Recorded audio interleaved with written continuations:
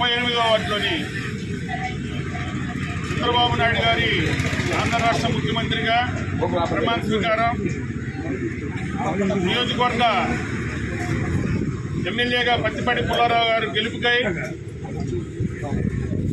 ఆయనకి మంత్రి పదవి రావాలని ఆకాంక్షతో, అదేవిధంగా తెలుగుదేశం పార్టీకి మహిళలైతేమి, జనసేన పార్టీ నాయకులైతేనేమి, వీర మహిళలైతేమి ప్రతి ఒక్కరూ కంకణం కట్టుకొని తెలుగుదేశం పార్టీ నాయకులు, జనసేన పార్టీ నాయకులు, బీజేపీ నాయకులు, కార్యకర్తలు అందరూ ఒకే మాటపై, ఒకే తాడిపై నడిచి అఖండ మెజార్టీ కల్పించిన పత్తిపాటి పుల్లారావు గారికి ముందుగా శుభాకాంక్షలు తెలియజేసుకుంటున్నాం.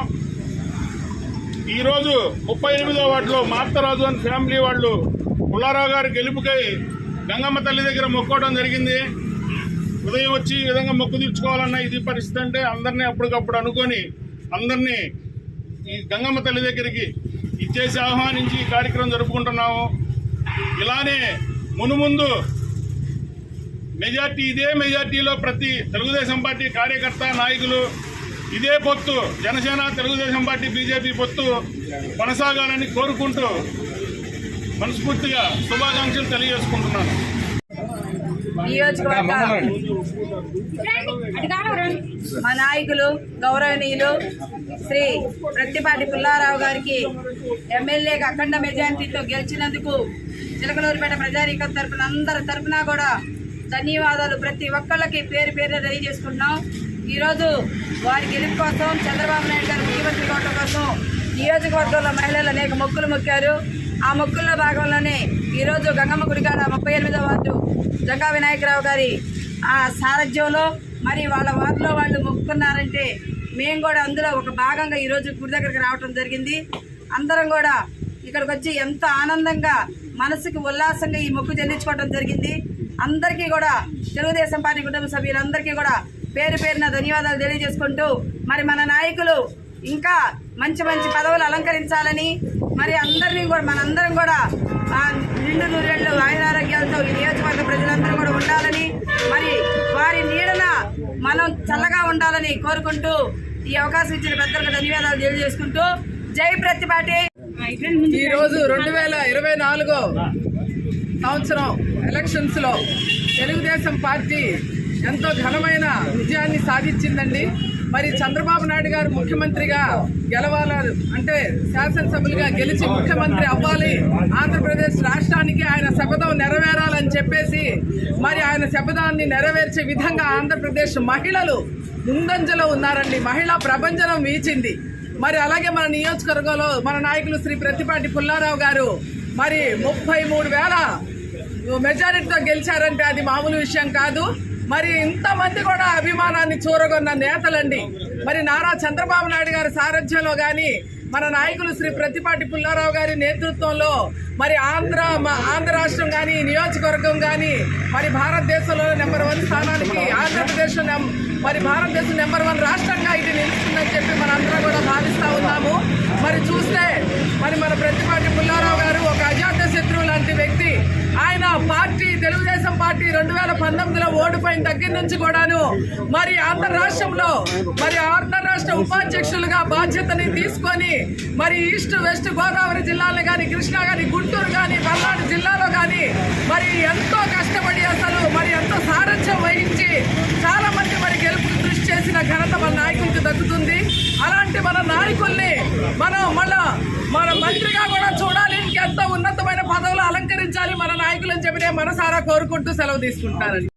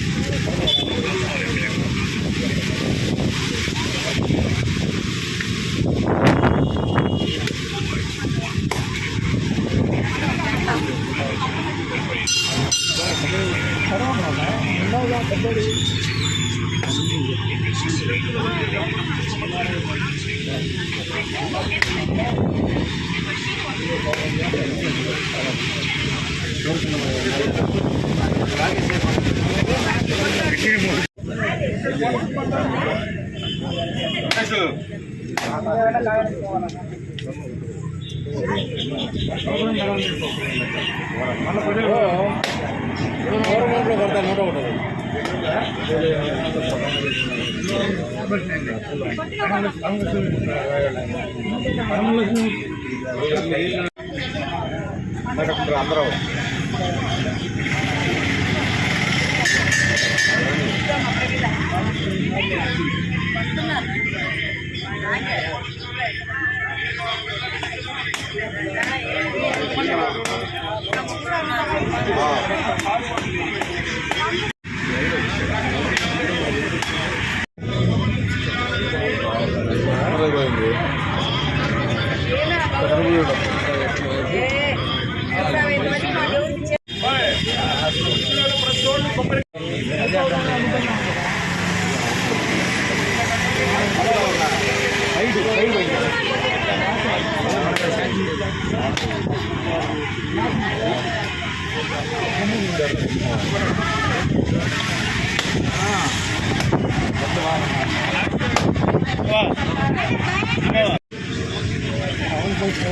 అడగంటుంది మా నిర్ణయం ఉంది.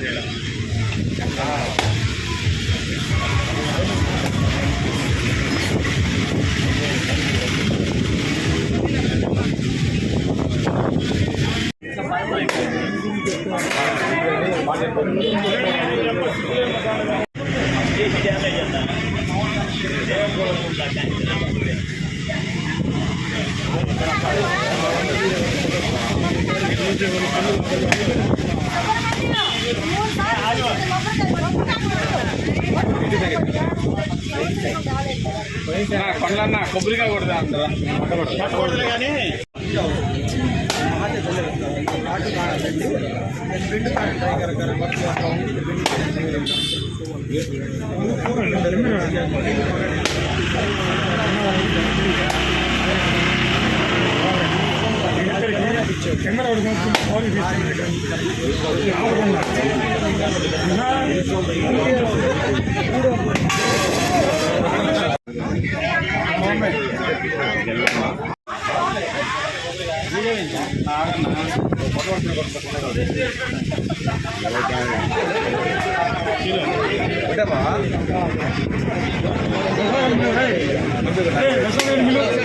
అరే మంచిగా చేయరా ఇన్ఛార్జి ప్రెసిడెంట్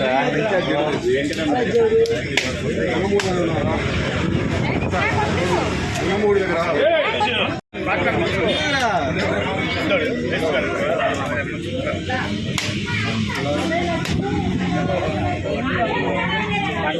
అదే అంతేనా